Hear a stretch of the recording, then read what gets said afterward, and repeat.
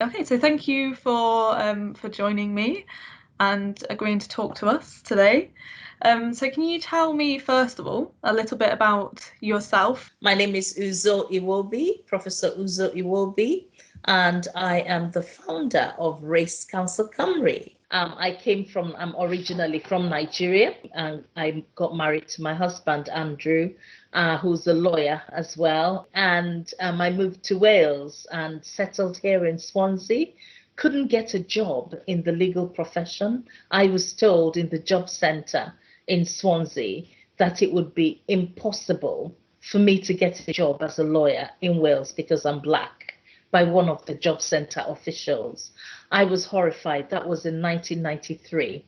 And I was given the opportunity to go up and down Water Road where all the solicitors were and to try to get a job.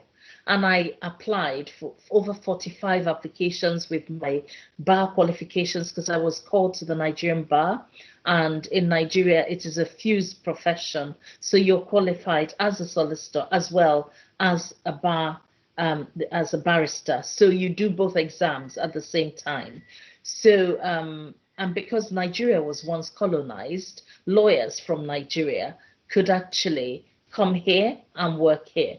So the thought that I couldn't work in the legal profession for which I was trained and fully qualified was shocking to me, not because I'm not able to, but because I'm Black. It was really shocking, especially because that was a government established organization. The job center is there to help people to get into the workplace. So after going up and down a number of times to, the law firms on Walter Road, I finally got invited to an interview for a civil procedure job by a Welsh firm in St. James Gardens. I tell you, I was really excited, got to this interview. This man starts asking me questions, the owner of the firm, a private law firm. And he asked me absolutely nothing to do with private practice or civil procedure or anything. It was criminal law, it was evidence, it was jurisprudence or the legal theory of law. It was, company law, contract tort. And I was like thinking, which element of this has got to do with actual civil procedure? And after about 1.5 hours, the man says to me, wow, you're a very, very intelligent woman. I said, thank you. And does that mean I get the job then? He said, actually, no. I just wanted to know what they teach you in those countries. So there was never any hope that I was attending that interview for 1.5 hours to stand a chance. I was shocked. I was disappointed. I was very upset. Obviously, went back to the job center. I said to the woman, okay, what do I do? And the woman said to me, my advice to you, forget that you're a solicitor or lawyer. People really do not want to know because Black people will not get this opportunity. I told you before. And just don't tell people you're a barrister, solicitor. Just my advice is get a job on the shop floor and just I said, what do you mean by shop floor? He said, Tesco's, Argos, everything. Toys R Us, Sainsbury's was big in 1993 and said, try there and see if you get something. I was really, really disheartened. But I started applying for jobs. Honestly, I was even turfed out of Hypervalue, which was like a pound land, where I put in just my GCSEs and my A levels, which I did quite well in school, mostly A's and B's. They said the minimum criteria for that role to be a cashier on their desk was to have your basic GCSEs. So I had all those. I had 10 or was it 12 GCSEs. And my friend Moira, who was a white Welsh woman who had no GCSEs, and she just went, applied, got that job instantly. They said, can we interview you right now? Yeah, got that job. So I went back to the shop. I said, I'm really happy for my friend, but I applied 2 days ago. Can you give me tips on how I could improve my application? And they said to me, actually, no. Are you shopping? I said, no, then get out. I don't need to talk to you, and I don't want you to be in my shop if you're not shopping. You're wasting my time. I said, I'm just asking for feedback because I'm desperate to get a job. I don't really want to go on the dole, you know. And she said, Madam, you can leave or I call security. And whilst I was talking, she pressed the buzzer. I just turned and left. Honestly, it was the most soul destroying moment for me in my life. I stood there, I thought, I can't even get a £2 job. There was no minimum wage all those years ago. And so I went out very disheartened, just heartbroken. And I thought I'll probably never get a job. You know, it's people just look at your skin color and that's it. A bit later on, I did get a job in Toys R Us on the checkouts. It was £2.40 an hour. I got the night at 10 a.m. to 4 p.m. job, and I took a night shift job as well in Walker's factory from 10 p.m. to 6 a.m. And that was £3.60 an hour because I was working non-social hours. So, you know, newly married, expecting my first child, no car, we were on the bus, we walked places. It was so tough to do all these jobs. You know, when I was qualified to be a lawyer or, you know, work in the legal profession in any capacity.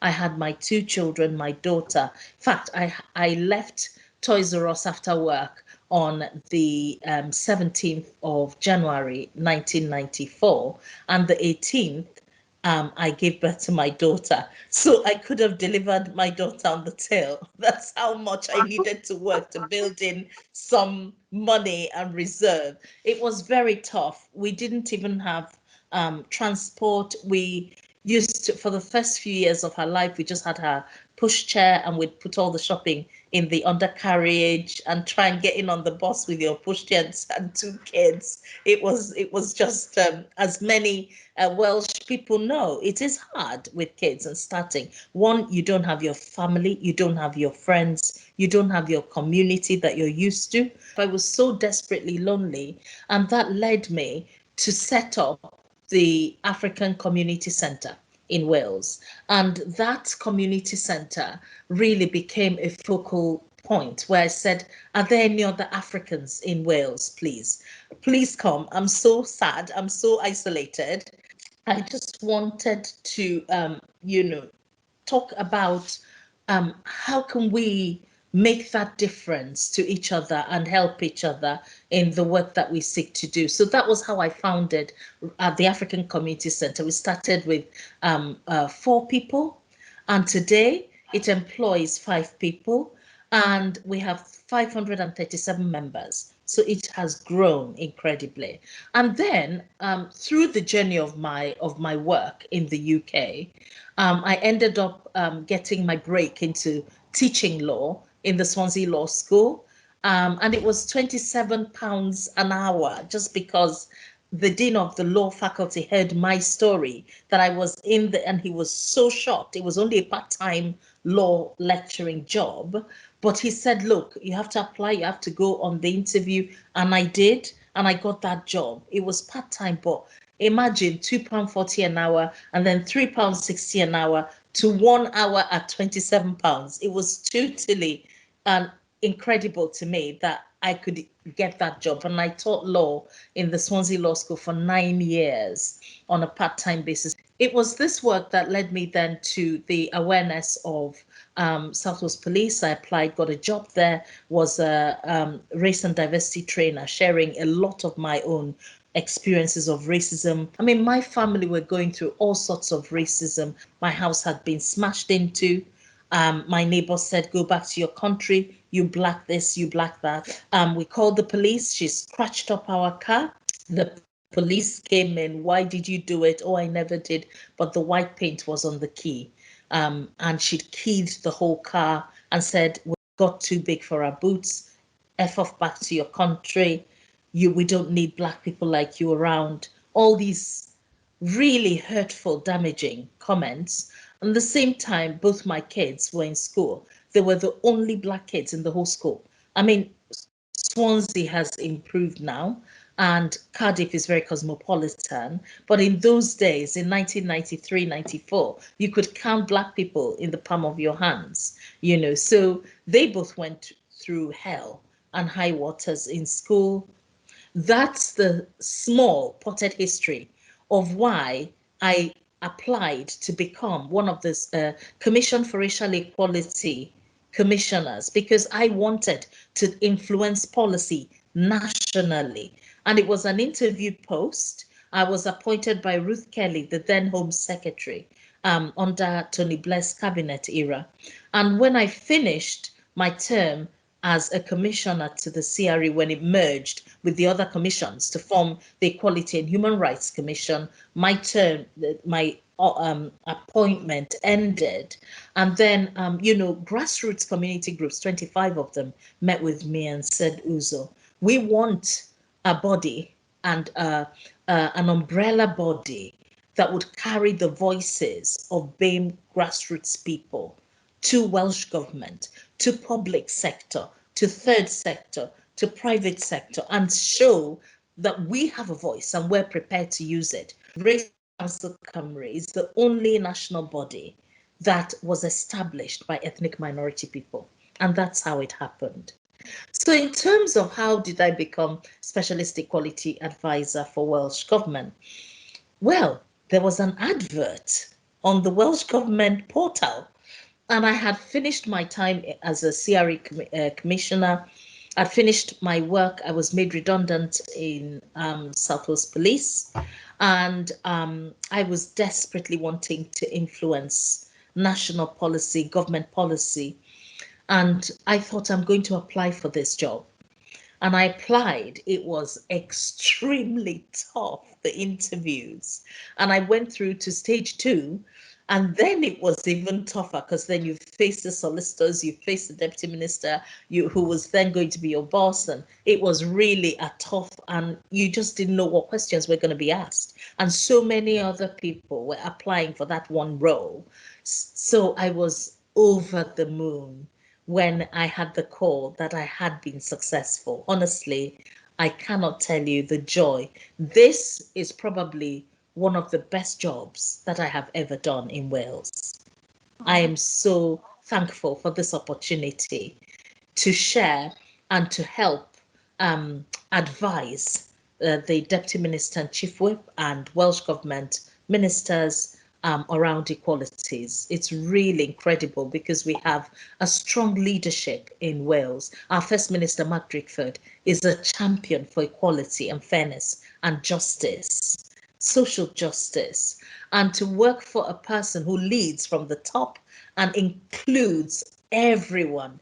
He talks very much about something he terms distributed leadership, where everybody is a leader, and together we make the best cohesive whole for Wales. And that is so powerful, so it's wonderful. Often you have to persuade your leaders to think about equality and promote inclusion, when it's the leader leading and asking you, hey, where are you? Come along. Come on, I'm waiting for you here. That is so powerful and amazing.